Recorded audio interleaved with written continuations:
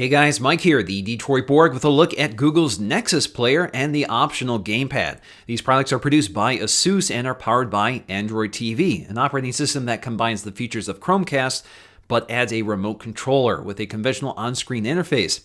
Now, it's very similar to conventional media streaming boxes like the Apple TV, Roku Player, and Amazon Fire TV, and is priced similarly at $99 for the player alone and $39 for the game controller. The player is actually strikingly similar to the Amazon Fire TV with a voice-operated remote controller and optional gaming pad for use with Android games. The difference, however, is that the player is geared toward Google Media and content as opposed to Amazon's content. Now, taking a look at the specs, we have a 1.8 GHz quad-core Intel Atom CPU, a Power VR Series 6 graphics engine, and 1 GB of RAM with 8 GB of internal storage. The player also features dual MIMO Wi-Fi antennas with 802.11 AC Wi-Fi and Bluetooth 4.1. First, let's get to the unboxing of the Nexus player, which comes shrink-wrapped in plastic. Now, once we remove the sleeve, you'll find a white box with a faint letter P embossed on the top for player. This packaging is similar to the Nexus 6 and Nexus 9 boxes. Now lift the lid and you'll find your hockey puck style Nexus player, which is wrapped in plenty of plastic. First, let's remove the strip of plastic surrounding the glossy edge of the player, and then we can remove the sheet of plastic covering the top surface of the player, which features the Nexus branding. We have another piece of plastic covering our recessed ports on the back, which peels away easily. The player resembles a lot of other set-top boxes and is similar in size, although the round shape is certainly distinctive. All players have a matte finish on the top with their respective branding, along with a glossy black edge. The player has recessed ports, which does a nice job managing cables plugged into it so they line up neatly behind the player when it's connected. Now, in terms of ports, we have our power supply, micro USB port, and HDMI. Some of the other players offer Ethernet and optical audio output, but the player keeps it much simpler. On the bottom of the player, we'll find a rubber pad with a Bluetooth pairing button at the center and a white LED status light, which reflects off the shelf it's resting on, which is a little less distracting than the bright LED on the face of the player. Below the player, we'll find a quick start guide, which reveals just how easy this thing is to connect and set up, and of course, we'll go through part of that in this video. Below the tray, we'll find our voice-powered remote controller wrapped in plastic. Once removed from the packaging, we can see it's a very compact and lightweight controller with a matte plastic finish.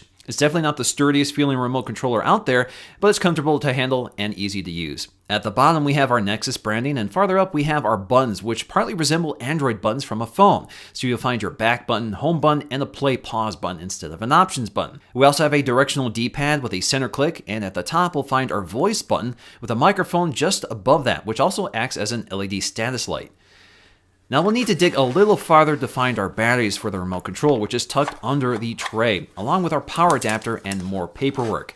So the power adapter is also wrapped in plastic, and once removed, we can see our ASUS branding along the side. Down below, we'll find our AAA batteries for the remote controller. Installing the batteries actually involves sliding the battery compartment on the back of the remote, although this can be a little finicky to get off and slide back into place, but once it's there, it's pretty secure.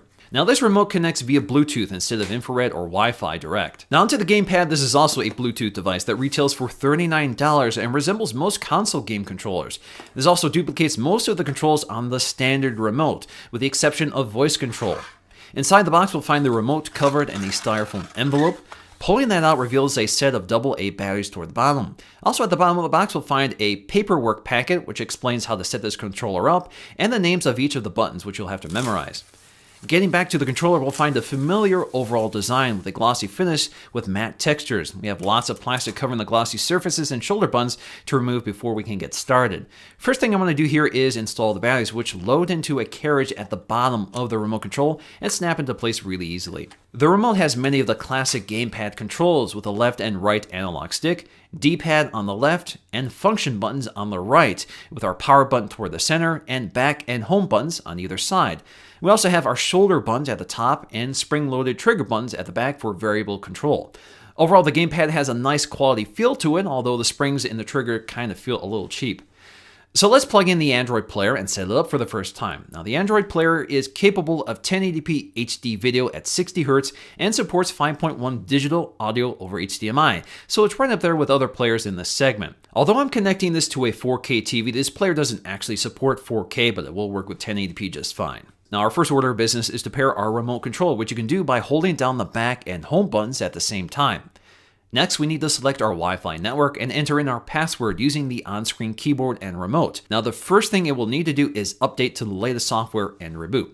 Now, once that's done, we need to log into our Google account. Now, you can do this with the on-screen keyboard, but I find it's easier to do this from a website on a computer, tablet, or phone.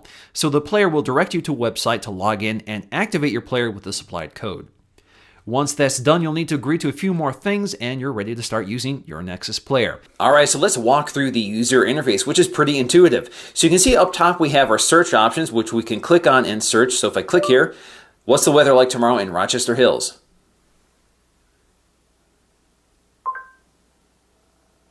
Tomorrow's forecast for Rochester Hills is 46 degrees with a chance of showers. Alternatively, I could also hit the voice button on the remote control. How tall is the Empire State Building? The Empire State Building is 1,250 feet tall. Now I can see the interface is adapted to the TV, so when I scroll down here, I can get to YouTube videos on the Empire State Building. Now if I want to go back, I just hit the home button or I can hit the back button. So let's hit the home button. It takes you back to the home screen. Now I can also click on this search option and just click over to the right to use the keyboard to enter my search. Now you can also use the remote control app on your Android phone, which I'll take a look at in just a moment. Now you can do quite a few other things with voice search. So you can say, show me movies with Patrick Stewart. So there we go. We have all of our movies, which come up pretty quickly here. So I can select Star Trek First Contact. I can watch the YouTube trailer, and I can rent it or purchase it from Google's Play Store. So you can see I can play the trailer, buy it, rent it, or add it to my wish list. And I can scroll down here to see other related movies. You could also do things like Galaxy Note 4 unboxing on YouTube. So there we go. I find my video right away. I can click on it and start watching it. As you can see here, I also have my media controls here, which I can bring up by hitting the pause button. I can also toggle to the left and right side to fast forward or skip ahead. I can flag the item, I can enable closed captioning, and I can see suggestions related to this video. Now I can also do things like open Netflix. So it launches the Netflix app, and of course this works with all the other apps. Now of course I could also do music. Play Coldplay.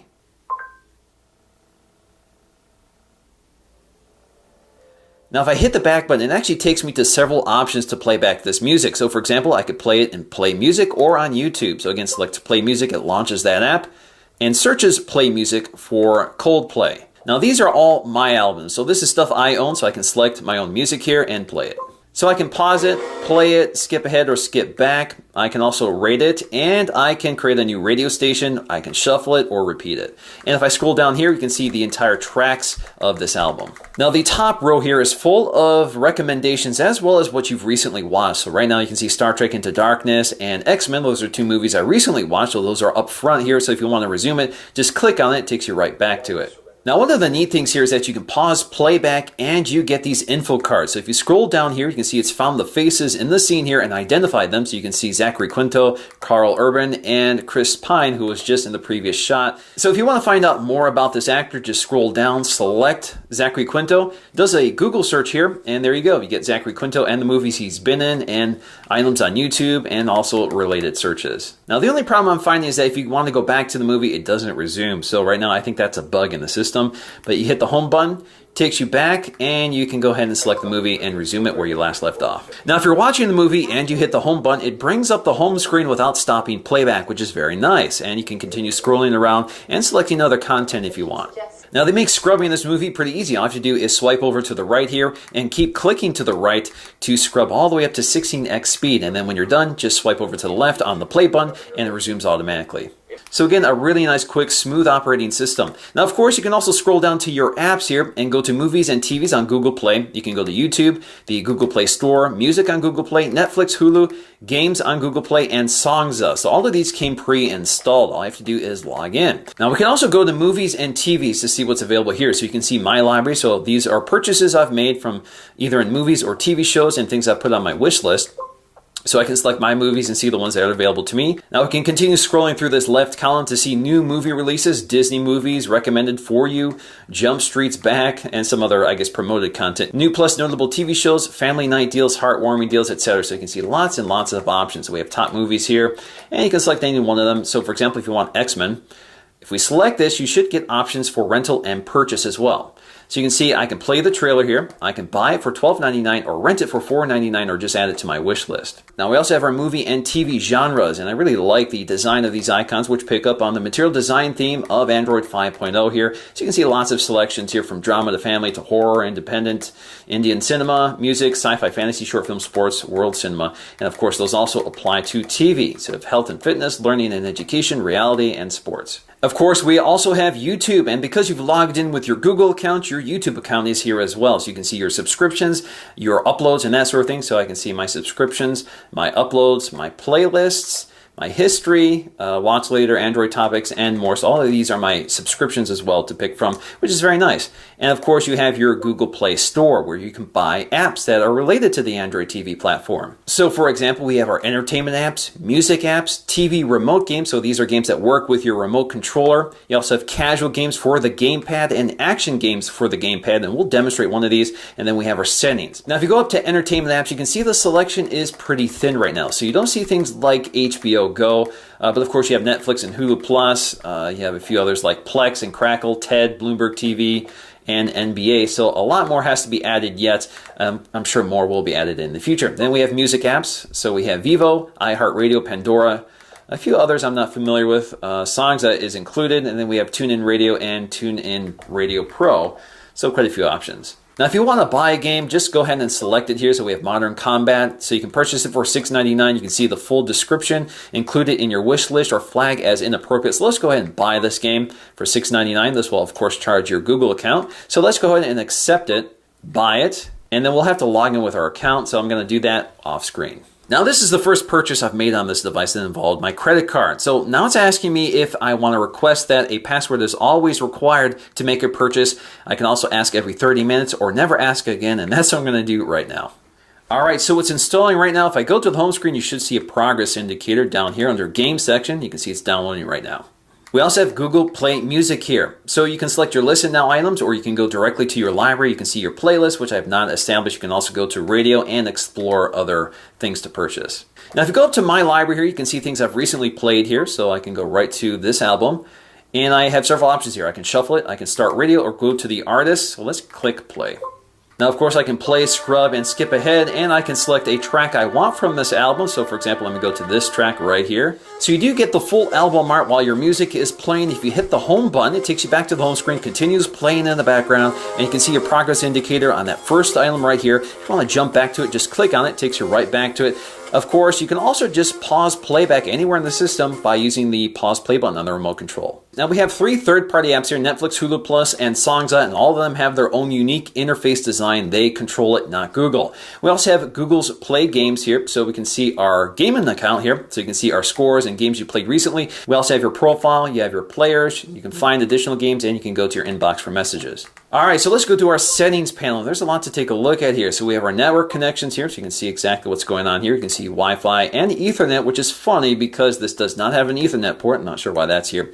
You also have Google Cast, so of course this does support Google Cast. So this is a full Chromecast device. Let me go back here and select it again. So this is a full Chromecast device, so it does support Google Cast for broadcasting YouTube or any apps that support it, which works great, and I'll demonstrate that a bit later.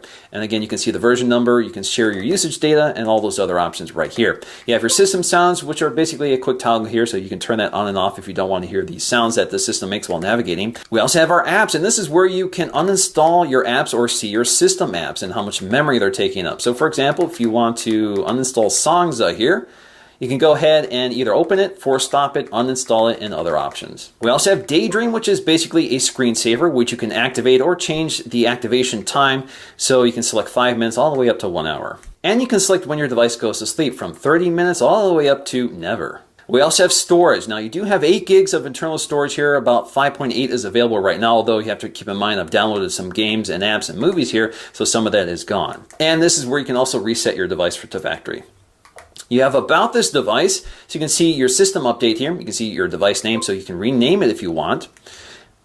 You also have your legal information. You have ads, so you can control the ads you receive. You can also see the version of Android you're using, so if you keep clicking that, you can actually get to that little Easter egg that's also available on Android 5.0 devices. Again, just click the center here, brings up the lollipop logo, and if you keep clicking it, it brings up this Flappy Bird style game, which is kind of nice. Now, of course, I'm absolutely terrible at this game. It's very frustrating, and at least I got to 1. Let's see if I can get to 2. Nope. All right, that's good enough. Now, of course, we have date and time, language, and our keyboard. Now, under keyboard, we have several options to pick from. So we have the lean back keyboard, which is basically that on-screen keyboard you can manage with your remote control. You also have the Google Japanese input keyboard, and you have your virtual remote keyboard, which works with the app on your phone, which I'll demonstrate. Now, under search, you can, again, associate your Google account like so. It's already here, so I don't have to worry about that. You also have speech, and this is where you can select certain things. So you can select your language here, which again works just like on an Android device. So if you want to select your local language or dialect, you can do so here. And then you have your speech output. So you can turn this off if you want. So if you want no speech output, you can turn that off. And you also have block offensive words, which is on by default. And then we have our accessibility options, which includes closed captioning, speak words off or on, and text-to-speech. Now we also have our remote and accessories. So we have our Nexus remote, which is of course paired when you set up your device, and you can add additional accessories like the gamepad. So let's go ahead and do that. All right, the first thing I need to do here is hit the power button on the remote control to put it in pairing mode. All right, so now it sees the Asus gamepad. Let's go and select that, and now it's pairing. So as you can see, the Asus gamepad is successfully paired, and now I can actually use the gamepad to navigate the system. Now under personal, you have your location information, so you can turn this on and off. Right now it's on, so it's using your Wi-Fi to determine your location. You also have security and restriction options here as well. And you can also go to your account to disable it or remove it, or you can choose your synced apps from your account, so you can see your app data, your contacts, play movies and music, and people details. And if you want to enable contacts, just select it, start syncing right away. All right, so let's go and start playing one of our games here using the gamepad. Alright, so it's going to tell us how this gaming pad works, and it's pretty similar to any other gaming pad on a console today, so let's go ahead and click continue.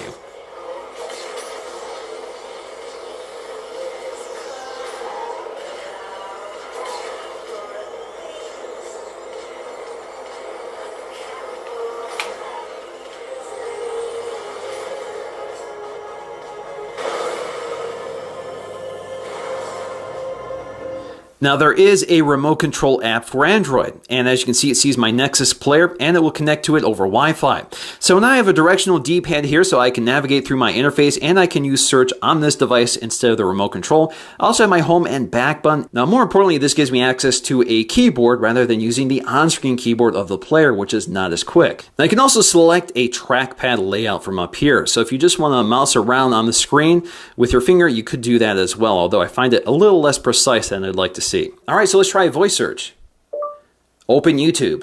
So as you can see, it uses the microphone on your device as opposed to the remote control. Now, if you ever navigate away from the remote control, all you have to do is swipe down from the drop-down notification shade, tap on it, takes you right back to it. The Nexus Player app also includes a smartwatch companion app for your Android Wear device, so you can remotely control your Android TV with an app on your watch. Now, the Nexus Player incorporates all the same functionality of a Chromecast device. So that means cast screen. So for example, in Android 5.0, this is built right in. So I can click cast screen here. It's going to search for my available devices. So it sees my Nexus Player. It's going to connect right to it. So over Wi-Fi, I'm wirelessly broadcasting the display of my tablet or my phone right to my television. This also includes audio, and it's almost instantaneous. There's very little lag here. So it works really well. It actually works pretty well with games, although it can hiccup here and there, but it's amazingly effective and quick. Now, of course, screen mirroring isn't the best option for media. So one of the things I can do here is select the Nexus Player here from the YouTube app, and it will provide a full screen experience on the TV instead of the screen mirroring option. Now, the tablet or phone now acts as a remote control for that media, and I can continue doing other things in the background